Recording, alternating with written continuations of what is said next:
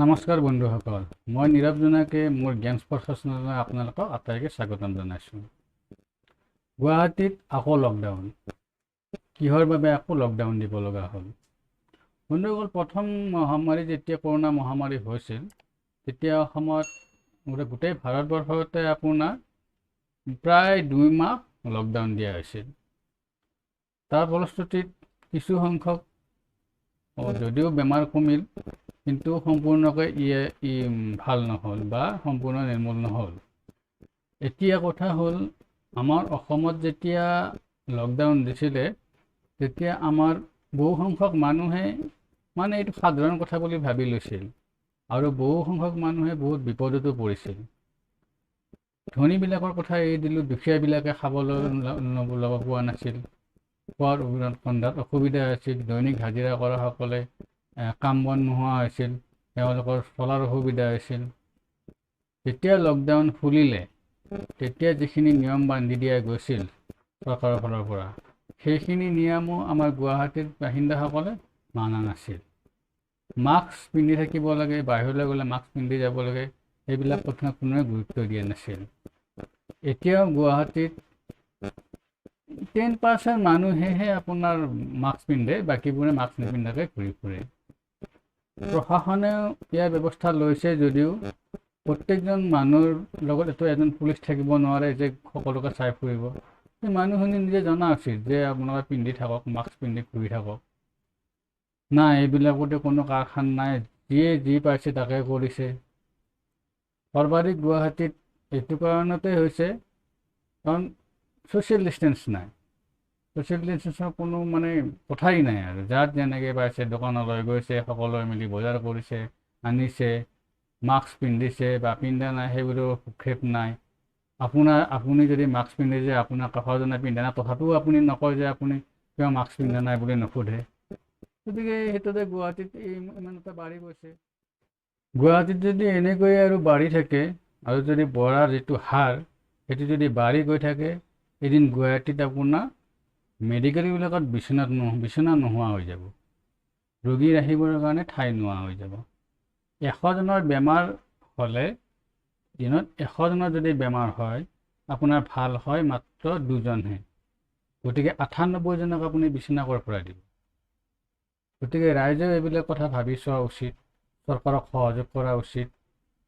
চৰকাৰে আৰু কিমান কৰিব? চৰকাৰে যিখিনি পাৰে কৰিয়ে আছে। এতিয়াতো প্ৰায় 7,000 হৈ গ'ল ৰোগী, আৰু কিমান বাঢ়িব তাৰ কি আছে? বাঢ়িয়ে থাকিব। লগে লগে গুৱাহাটী নকয়, অকল অসমতে বাঢ়িব। এতিয়াও কিমান অসমত বাঢ়ি আছে হয়তো কোনো নাজানে। কাৰোবাৰ ট্ৰেভেল হিষ্ট্ৰী নাই, সেইবিলাকো হৈ আছে। ট্ৰেভেল হিষ্ট্ৰী নোহোৱা মানুহকো বহুতৰো হৈ আছে। সেইবিলাকক কি কৰিব?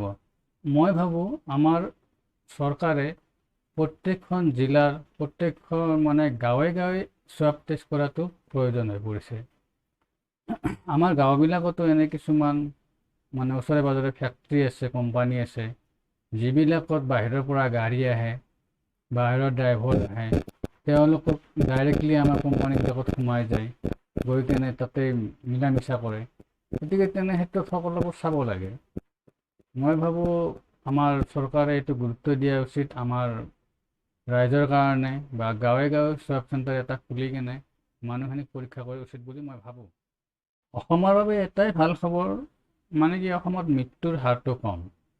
বৰ্তমানলৈকে 9জনহে ঢুকাইছে। কৰোণা মহামাৰীত 9জনহে ঢুকাইছে। গতিকে বাকী ৰাজ্যৰ তুলনাত আমাৰ অসমত মৃত্যুৰ হাৰটো কম। সেইবাবে হয়তো মানুহবিলাকে অলপ ভাবি আছে আৰু নহয়, হ'লে ভাল হৈ যাব। যেতিয়া হ'ব তেতিয়াহে আপুনি অনুভৱ কৰিব কি হৈছে, আপোনাৰ কি হ'ব গৈ আছে। গতিকে সাৱধানে থাকক। যিখিনি চৰকাৰে নিয়ম বান্ধি দিছে সেইখিনি পালন কৰক। মাস্ক পিন্ধাটো নিতান্তই প্ৰয়োজন, আৰু আপুনি চেনিটাইজাৰেৰে হাত ধুই থাকক।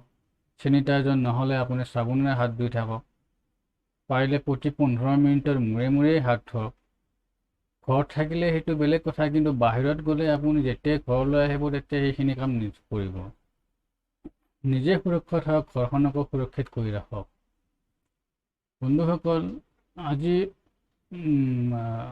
যেতিয়া ঘোষণা কৰিলে যে আকৌ দেওবাৰে ৰাতি 12টা বজাৰ পৰা আপোনাৰ জুলাই 12 তাৰিখলৈকে লকডাউন হ'ব। এইখিনি সময়ত গুৱাহাটীৰ মানুহখিনি, যিখিনি দুখীয়া মানুহ আছে, তেওঁলোকৰ নিশ্চয় অসুবিধা হ'ব।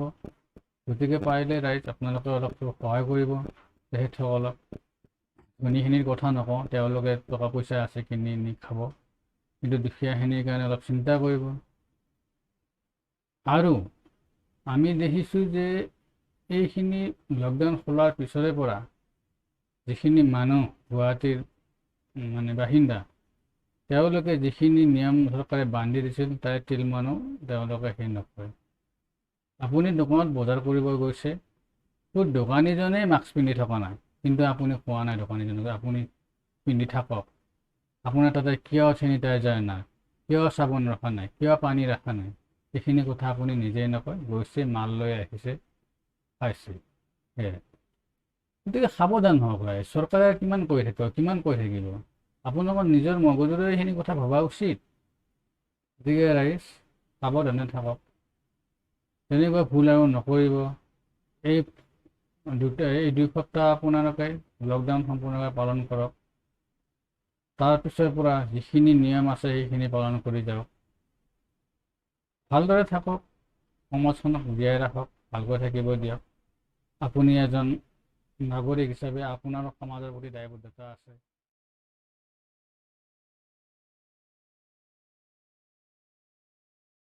গতিকে ৰাইজ আহক, আমি সকলোৱে লগ লাগি কৰোনা মহামাৰীৰ বিৰুদ্ধে যুঁজ দিওঁ।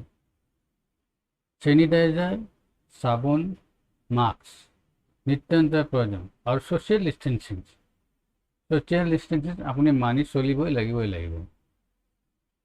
যাৰ লগত কথা ক'ব 1 মিটাৰ দূৰত্বত থাকি কথা কওক। সেইটোও বুজি পাওক যে হয়, ছ'চিয়েল ডিষ্টেঞ্চিং মানি ৰখাটো আমি উচিত। আৰু বন্ধুসকল, মোৰ মনলৈ অহা কথাখিনি মই ক'লোঁ। যদি আপোনাৰ ভাল লাগে ভিডিঅ'টো শ্বেয়াৰ কৰিব, ছাবস্ক্ৰাইব কৰিব, লাইক কৰিব, কমেণ্ট কৰিব।